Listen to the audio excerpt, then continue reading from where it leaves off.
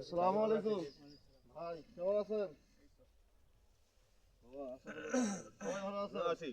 বড় ভাই ভালো আছেন না?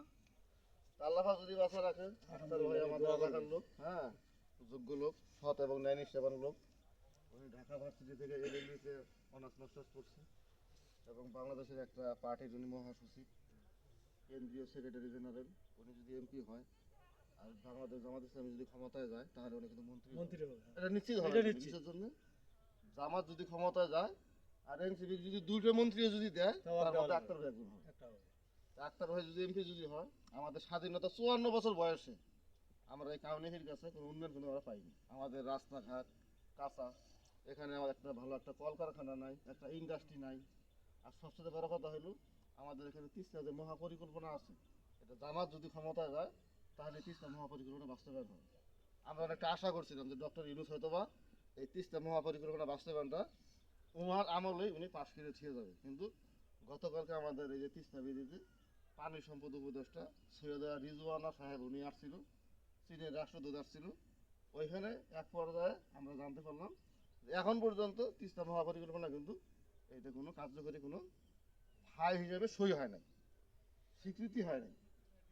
এই ডক্টর ইউনূস সরকার যদি চীনের সাথে এটা যদি সই যদি না করে আর জামাত ক্ষমতায় না যায়, যদি অন্য কেউ ক্ষমতায় যদি যায়, তাহলে নিশ্চিত ধরে রাখবেন তিস্তা মহাপরিকল্পনা বাস্তবায়ন হবে না। কিসের জন্য হবে না? যারা পার্শ্ববর্তী দেশের নতজানু পররাষ্ট্রনীতি গ্রহণ করে এই দেশের ক্ষমতায় যাবে, তারা কোনোদিন ভারতকে অখুশি করে এই দেশে কোনো কাজ হোক তারা করবে না। ভারতকে খুশি করতে যায় যদি এদেশের যদি সমস্ত সম্পদ যদি বিলীন করে দেওয়া লাগে, তাও তারা দিবে। গত 17-18 বছর যেমন দিছে, আগামীতেও যারা ক্ষমতা যাওয়ার স্বপ্ন দেখতেছে ভারতকে সন্তুষ্ট করে, তারা ভারতকে, ভারতের মন যেন অমালিন্য হয়, অখুশি থাকে, এরকম কোনো কাজ তারা করবে না। তিস্তা মহাপরিকল্পনা বাস্তবায়ন যদি না হয়, আমাদের দেশে অনেক ক্ষতি হবে, আমাদের জনগণের অনেক ক্ষতি হবে, আমাদের ভাগ্যের উন্নয়ন হবে না। আর তিস্তা মহাপরিকল্পনা একমাত্র বাংলাদেশ জামাত ইসলামী যদি ক্ষমতায় যদি যায়, তাহলে জামাত কখনোই ভারতের পররাষ্ট্রনীতি গ্রহণ করবে না। এটা বাংলাদেশের জনগণ জানে। এই জন্য তিস্তা মহাপরিকল্পনা বাস্তবায়নের জন্য আপনারা জামাতকে ভোট দিন। জামাত মনোনীত 10 জনের যারা প্রার্থী আছে তাদেরকে ভোট দিন। এরা যদি ক্ষমতায় যায়, আক্তার ভাইরা যদি ক্ষমতায় যায়, অবশ্যই তিস্তা মহাপরিকল্পনা বাস্তবায়ন হবে। যেটা 54 বছরে হয় নাই, সেটা আগামী 5 বছরে হবে ইনশাল্লাহ।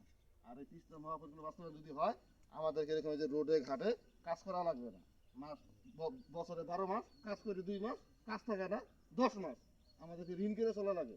আর যখন তিস্তা মহাপরিকল্পনা বাস্তবায়ন হবে, তখন আমাদের এই তিস্তা বারে অনেক মিল কারখানা ইন্ডাস্ট্রি গড়ে উঠবে। একেবারে যুবক থেকে শুরু করে বৃদ্ধ পর্যন্ত সকলের এখানে কর্মসংস্থান হবে। আমরা কেউ বেকার থাকবো না। 12 মাসই আমরা কর্ম করতে পারবো, কাজ করতে পারবো, আমাদের অভাব হবে না। ঢাকা যাওয়া লাগবে না, ঢাকার লোক এসে এখানে কাজ করবে, তিস্তা এসে কাজ করবে। রংপুরের লোক ঢাকায় যাবে না, ঢাকা, চট্টগ্রাম, খুলনা, বরিশাল সব বিভাগের লোক আমাদের এই কাউনিয়া এসে তিস্তা পারে কাজ করবে। এত কর্মযোগ্য হবে এখানে। কাজেই আমি আপনাদেরকে অনুরোধ করব, একটা যোগ্য এবং সৎ লোক পাইছেন 54 বছর পরে, আক্তার ভাইয়ের মতো লোক 500-1000 টাকা খায়া একদিন ভোট বিক্রি করে দিবেন। 5 বছর আপনাদেরকে ওই নেতাকে কিন্তু খাওয়াইতে হবে। একদিন খায়া 5 বছর নেতা খাওয়ানোর কোনো প্রয়োজন নাই।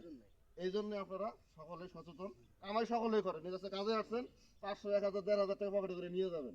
1000 টাকার জন্য আমরা বিবেকবান লোক কেন ভোটটা আমরা বিক্রি করব? কাজেই এমন লোককে ভোট দিবেন না। এমপি হওয়ার পরে যার বাড়িতে যেতে সিকিউরিটি লাগবে 10টা, পিয়ন লাগবে 10টা, নাইট গার্ডের অনুমতি নাও, দপ্তরের অনুমতি নাও, পিয়নের অনুমতি নাও, পিএস এর অনুমতি নাও। এত শিক্ষিত লোকে, এত বড় মাপের লোকে এমপি বানানোর দরকার নাই। যার বাড়ি যাওয়া মাত্রই ঢোকা যাবে তাকেই ভোটটা দিবে। আক্তার ভাই কাছের লোক, তার বাড়িতে কোনো গেট মেট কিছু নাই, ভোট দিবেন, এমপি হবে, গেট ছাড়াই যে ঢুকে পড়বে, কেনা না করে। হ্যাঁ, কোনো গেট নাই, গেট ছাড়াই ঢুকে পড়বেন। এই জন্য আপনারা দয়া করে আক্তার ভাইকে ভোটটা দিবেন। ইনশাল্লাহ মা বোনেরা সবাইকে বুঝাবেন, ঠিক আছে? আসসালামু আলাইকুম ওয়া রাহমাতুল্লাহি ওয়া বারাকাতুহু।